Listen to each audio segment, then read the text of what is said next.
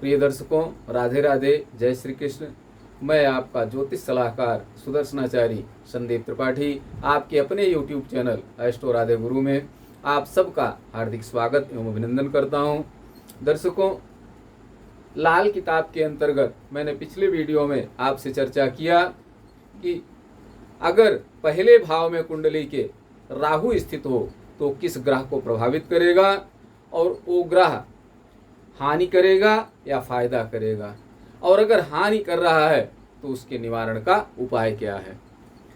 इसी कड़ी में आज हम चर्चा करेंगे कि लाल किताब के अंतर्गत यदि कुंडली के पहले भाव में केतु स्थित हो तो किस ग्रह को प्रभावित करेगा और उससे वह ग्रह लाभ देगा या हानि करेगा, और अगर हानि कर रहा है तो उसके निवारण का क्या उपाय है, और अगर लाभ कर रहा है, अच्छा फल दे रहा है तो और अच्छा फल दे उसके लिए हमें क्या उपाय करना चाहिए। इन्हीं सब विषयों पर आज हम चर्चा करेंगे। दर्शकों, इसके साथ ही राहु और केतु से संबंधित और भी उपाय हम आपको बताने वाले हैं। आप पूरा वीडियो जरूर देखिएगा। और अगर अभी तक आपने हमारे चैनल को सब्सक्राइब नहीं किया तो प्लीज़ चैनल को सब्सक्राइब करें, लाइक करें, शेयर करें, ताकि अधिक से अधिक लोगों को इसका लाभ मिल सके और अपने जीवन को सुखद और शांतिमय बना सकें। आइए देखते हैं। दर्शकों, यदि केतु लग्न में स्थित हो, लाल किताब के अंतर्गत यदि कुंडली के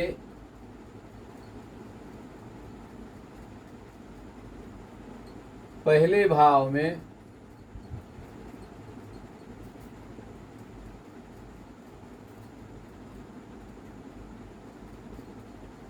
केतु स्थित हो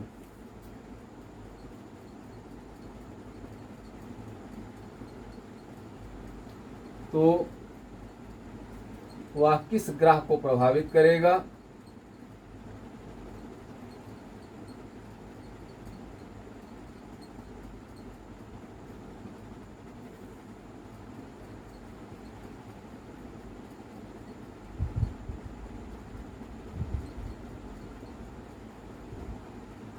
और उसके निवारण का उपाय क्या है। उसके निवारण का उपाय क्या है यदि वह खराब फल दे रहा है तो। यदि वह खराब फल दे रहा है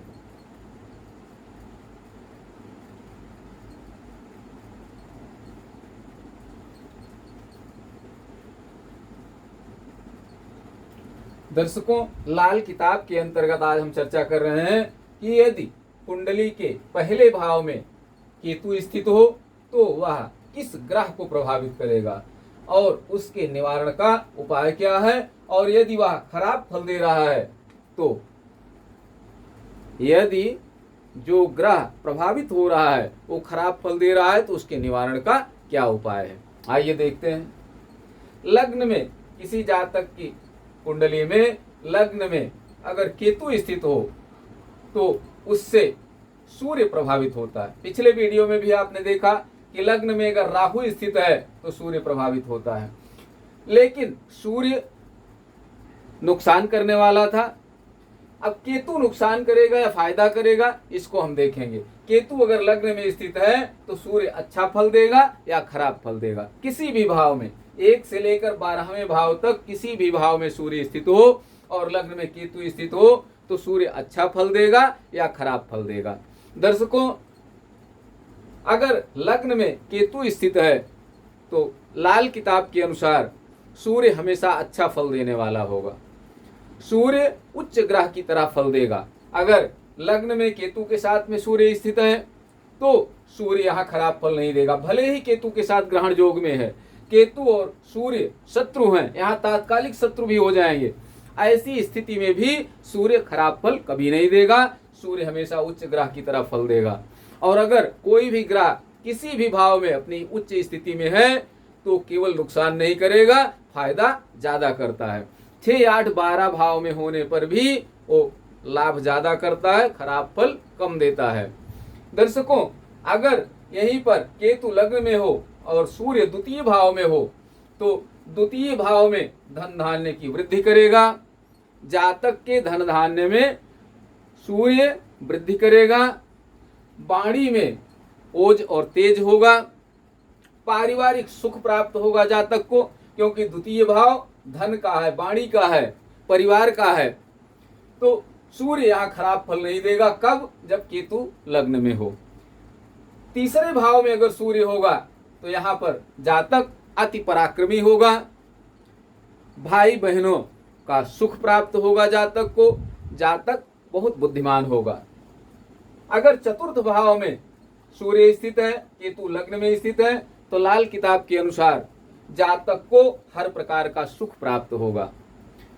भूमि, भवन, वाहन सब कुछ जातक को समय पर उपलब्ध होगा। बल्कि यूं कहें कि भूमि, भवन, वाहन और हर प्रकार का सुख समय से पूर्व जातक को मिल सकता है। कब? जब केतु लग्न में स्थित हो और चतुर्थ भाव में सूर्य स्थित हो, क्योंकि यहाँ सूर्य उच्च का होकर के फल देगा। केतु अगर लग्न में है, सूर्य चतुर्थ भाव में है, तो सूर्य उच्च की तरह फल देगा। केतु अगर लग्न में हो और पंचम भाव में सूर्य स्थित हो तो यहाँ जातक बहुत तेजस्वी होगा, बहुत बुद्धिमान होगा और अति विद्वान होगा। क्यों? क्योंकि पंचम भाव सूर्य का वैसे भी घर कहा जाता है और सूर्य पंचम भाव में अच्छा फल देगा। पंचम भाव विद्या का स्थान है, पंचम भाव संतान का भाव है। जातक की संतान मेधावी होगी और तेजस्वी होगी। दर्शकों, केतु की पूर्ण दृष्टि यहाँ पर अगर सूर्य पंचम भाव में होगा तो लग्नस्थ केतु की पूर्ण दृष्टि सूर्य पर पड़ेगी। लेकिन इसके बावजूद भी सूर्य खराब फल नहीं देगा, सूर्य अच्छा फल ही देगा। सूर्य का तेज कम नहीं होगा बल्कि बढ़ेगा केतु के लग्न में होने से। अगर केतु लग्न में है और सूर्य छठे भाव में स्थित है तो यहाँ ऐसा जातक शत्रुहंता होगा, रोग, ऋण और शत्रुओं पर विजय प्राप्त करने वाला होगा, रोगों का शमन करने वाला होगा और कर्ज बिल्कुल नहीं होगा जातक के जीवन में। और अगर कर्ज है तो उसका बहुत जल्दी और बहुत बुद्धिमत्ता से निपटारा करने वाला होगा। सतवां भाव दाम्पत्य जीवन का है। दर्शकों, अगर लग्न में केतु होगा तो और अगर सप्तम भाव में सूर्य है तो सूर्य यहाँ भी अच्छा फल देने वाले हैं। जबकि केतु लग्न में होंगे तो जाहिर सी बात है सप्तम भाव में राहु होंगे। राहु और सूर्य की युति होगी। यहाँ राहु और केतु ग्रहण योग बनेगा राहु केतु से। लेकिन केतु लग्न में होंगे तो सूर्य यहाँ खराब फल नहीं देगा। सूर्य उच्च की तरह काम करेगा और उच्च का सूर्य अर्थात मेष का सूर्य सप्तम भाव में हो तो ऐसा जातक धन धान्य से परिपूर्ण होता है, समाज में प्रतिष्ठित होता है, उसका जीवन साथी बहुत तेजस्वी होता है। दर्शकों, राहु यहाँ दब करके रहेगा, सूर्य अति प्रभावी होगा। दाम्पत्य जीवन सुखमय होगा जातक का। कब? जब लग्न में केतु हो और सप्तम भाव में सूर्य स्थित हो, भले ही राहु साथ में बैठा हो। यहाँ केतु अगर लग्न में है और सूर्य अष्टम भाव में है तो यहाँ भी सूर्य आयु प्रदाता होंगे, जातक को दीर्घायु करेंगे। जातक हर प्रकार से अच्छा जीवन जिएगा और सुखद मृत्यु होगी जातक की, क्योंकि अष्टम भाव मृत्यु स्थान है। तो जातक की मृत्यु भी सुखद होगी, अर्थात अंतिम जीवन भी जातक का अच्छा होगा। पूर्ण आयु भोग करके भी जातक सुखद यात्रा करेगा मोक्ष की। दर्शकों, अगर केतु लग्न में स्थित है और सूर्य नवम भाव में स्थित है तो सूर्य यहाँ उच्च की तरह फल देंगे। और आप जानते हैं कि कुंडली का नौवां भाव भाग्य स्थान होता है। अगर भाग्य स्थान पर सूर्य उच्च की तरह कार्य कर रहे हैं, प्रभाव दे रहे हैं, तो जातक की भाग्योन्नति समय से पहले होगी और जातक जहाँ होगा अपने आप में अलग होगा। हर प्रकार का सुख साधन जातक को उपलब्ध होगा, क्योंकि सब कुछ भाग्य के अधीन है। अगर उच्च के सूर्य यहाँ बैठे हुए हैं, उच्च की तरह सूर्य यहाँ प्रभाव दे रहे हैं, केतु के लग्न में होने के कारण, तो निश्चित रूप से जातक का जीवन अच्छा होगा। अगर लाल किताब के अनुसार अगर केतु लग्न में है और दसम भाव में सूर्य बैठे हुए हैं, दसम स्थान कर्म क्षेत्र है, राज्य का क्षेत्र है, गवर्नमेंट से संबंधित कार्य करने वाला व्यक्ति होता है। अगर दसम में सूर्य स्थित है, केतु लग्न में है, तो बहुत संभावना है कि ऐसा जातक राजकीय सेवा में होगा और जहां भी होगा वो सूर्य की तरह चमक हो उसके अंदर विद्यमान होगी, वो अलग व्यक्तित्व वाला व्यक्ति होगा। दर्शकों, दसम स्थान पिता का स्थान भी होता है। अगर केतु लग्न में है, दसम में सूर्य है, तो जाहिर सी बात है पिता भी अच्छे व्यक्तित्व के व्यक्ति होंगे, पिता का जीवन भी अच्छा होगा, पिता की पर्सनालिटी भी अच्छी होगी, पिता का कार्य क्षेत्र भी अच्छा होगा। अगर केतु लग्न में है और एकादश भाव में सूर्य हैं, तो लाल किताब के अनुसार ऐसा जातक धन धान्य की उत्तरोत्तर वृद्धि करने वाला होता है, चारों तरफ से उसे लाभ प्राप्त होता है, क्योंकि एकादश भाव लाभ का स्थान है। दर्शकों, अगर द्वादश भाव में सूर्य स्थित हो, केतु लग्न में हो, तो लाल किताब के अनुसार ऐसा जातक, द्वादश भाव व्यय का स्थान है, खर्च का स्थान है, द्वादश स्थान मोक्ष का स्थान है। दर्शकों, अगर लग्न में केतु है और द्वादश भाव में सूर्य है, तो सूर्य उच्च की तरह फल देंगे और ऐसा जातक सोच समझकर खर्च करने वाला होगा, बुद्धिमान होगा और मोक्ष प्रदाता होगा। जीवन का निर्धारण सोच समझ के करने वाला होगा। दर्शकों, केतु अगर लग्न में है, सूर्य किसी भी भाव में हो, तो हमेशा अच्छा फल देता है, उच्च की तरह फल देता है। राहु और केतु दोनों में अंतर यही है कि लग्न में राहु होगा तो सूर्य हमेशा खराब फल देगा, किसी भी भाव में सूर्य हो तो सूर्य हमेशा खराब फल देता है, जैसा कि पिछले वीडियो में आपने देखा।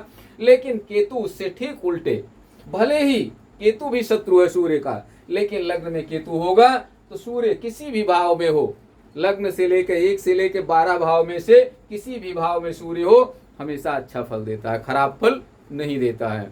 इसलिए बिल्कुल निश्चिंत रहें, राहु और केतु के विषय में उचित जानकारी प्राप्त करके उसका समुचित उपाय करें। राहु अगर लग्न में है तो उसके लिए आपको उपाय करना है, मीठा खा करके कार्य प्रारंभ करें। लेकिन केतु अगर लग्न में है तो सूर्य हमेशा अच्छा फल देंगे, कुछ करने की जरूरत नहीं। लेकिन अगर और भी सूर्य को आप स्ट्रांग करना चाहते हैं तो नियमित सूर्यार्घ दें। यही सूर्य सहस्रांशो तेजो राशे जगतपते अनुकंपय माम भक्त्या गृहणार्घम दिवाकर ब्रह्म स्वरूपिणे सूर्य नारायणाय इदम अर्घम यद दत्तम नमम। इस मंत्र का जाप करते हुए भगवान सूर्य नारायण को अर्घ दें और प्रणाम करें। निश्चित रूप से आपका जीवन और भी मंगलमय होगा और भी सुखद होगा, और जहां भी होंगे आपको प्रतिष्ठा और सम्मान भरपूर मिलेगा। धन धान्य की कभी कमी होने वाली नहीं है। कब? जब केतु लग्न में हो और सूर्य किसी भी भाव में हो। दर्शकों, राहु और केतु के विषय में आप कथा जानते हैं कि जब समुद्र मंथन हो रहा था उस समय मोहिनी भगवान प्रकट हुए। समुद्र मंथन से अमृत का कलश प्रकट हुआ। अमृत का कलश लेकर के मोहिनी भगवान ने देवताओं और दैत्यों को अलग अलग पंक्ति में बैठा करके अमृत पान कराना प्रारंभ किया। सबसे पहले राक्षसों की पंक्ति में सबसे पहले देवताओं की पंक्ति में गए। राक्षसों से कहा कि भाई गाढ़ा गाढ़ा अमृत नीचे बैठ गया है, पानी पानी ऊपर है, आप कहो तो गाढ़ा गाढ़ा अमृत आपके लिए बचा के रखें और ऊपर का पानी पानी इन देवताओं को पिला दें। राक्षस मोहिनी भगवान की रूप सुधा पर मोहित हो चुके थे। उन्होंने कहा जैसा आपका विचार हो देवी जी वैसा करिए, हम हर प्रकार से संतुष्ट हैं। मोहिनी भगवान ने पहले राक्षसों को अपने विश्वास में लिया था और उसके बाद देवताओं को अमृत पान कराना प्रारंभ किया। जब अंत में पहुंच गए, सब देवताओं को अमृत पान करा दिया, 2-4 बचे थे, तो एक स्वर भानु नाम का राक्षस था, राक्षसों की पंक्ति में बैठा था, लेकिन वो समझ गया कि लगता है कुछ गड़बड़ है, तो जाके चुपके से अंतिम में सूर्य और चंद्रमा देवताओं की पंक्ति में बैठे थे, उनके बीच में जाकर बैठ गया। जब उनके बीच में जाके बैठ गया तो भगवान को इशारा कर दिया, मोहिनी भगवान को सूर्य और चंद्रमा ने इशारा कर दिया कि महाराज ये नकली है। भगवान ने चक्र सुदर्शन से उसका सिर धड़ से अलग कर दिया, वही राहु और केतु बन गया। तो राहु तो सिर है, धड़ नहीं है, और केतु धड़ है, उसके सिर नहीं है। अब रही बात ये, हम अपने विषय पर आते हैं कि लग्न में राहु केतु हो तो सूर्य को ही क्यों प्रभावित करते हैं, नवग्रहों में सूर्य ही क्यों प्रभावित होता है। दर्शकों, इसका कारण यह है कि सूर्य प्रथम भाव का कारक माना जाता है। सूर्य प्रथम भाव का कारक है, इसलिए सूर्य ही राहु केतु से प्रभावित होता है। आपने देखा कि सूर्य राहु और केतु से प्रभावित होकर के अच्छा या बुरा प्रभाव क्या देते हैं और उसके निवारण का क्या उपाय है। और अगर और भी आप सूर्य को स्ट्रांग करना चाहते हैं तो सूर्य के वैदिक मंत्र का जाप करें। ओम आ कृष्णेन रसा वर्तमानो निवेशन मृतन मर्तन च हिरणेन सविता रथेना देवयाद भुवनानि पश्यन्। ये सूर्य का वैदिक मंत्र है। इस मंत्र का कम से कम 108 बार जाप करके सूर्य को और भी मजबूत कर सकते हैं। अगर सूर्य जितना मजबूत होंगे आपको उतना मान प्रतिष्ठा धन सम्मान मिलेगा, इसमें कोई दो राय नहीं है। यदि आप राजकीय सेवा की तैयारी कर रहे हैं, गवर्नमेंट जॉब की तैयारी कर रहे हैं, विद्यार्थी हैं, तो सूर्य को स्ट्रांग करें। बहुत संभावना है कि विघ्न बाधा दूर होंगे और आप राजकीय सेवा प्राप्त करेंगे। यदि आप राजकीय सेवा में हैं, पदोन्नति नहीं हो रही है, तो सूर्य नारायण की आराधना करें, सूर्यार्घ दें, वैदिक मंत्र का जाप करें। निश्चित रूप से शीघ्र पदोन्नति होगी और मान सम्मान भी बढ़ेगा आपका। यदि आप शत्रुओं से घिरे हुए हैं, चारों तरफ से ऑफिस में, परिवार में सब तरह से शत्रु हावी हैं, परेशान हैं, तो सूर्य को स्ट्रांग करें। सूर्य मजबूत होंगे तो सब अपने आप पीछे हट जाएंगे, सारे शत्रुओं का स्वतः दमन हो जाएगा। भगवान भास्कर नवग्रहों में सबसे प्रभावशाली हैं और वही प्रत्यक्ष दिखाई देते हैं। इसलिए भुवन भास्कर भगवान सूर्य नारायण की आराधना करें। निश्चित रूप से उनकी कृपा से आपका हर प्रकार का मंगल होगा। सूर्य की आराधना करने से और क्या क्या फल प्राप्त होता है, किन किन लोगों का कल्याण हुआ, इन सब विषयों पर हम आगे चर्चा करते रहेंगे। अगले वीडियो में फिर हम आपसे मिलेंगे। दर्शकों, यदि अभी तक आपने हमारे चैनल को सब्सक्राइब नहीं किया तो प्लीज़ सब्सक्राइब करें, लाइक करें, शेयर करें। आप सब स्वस्थ रहें, मस्त रहें, हंसते मुस्कुराते रहें। राधे राधे, जय श्री कृष्ण।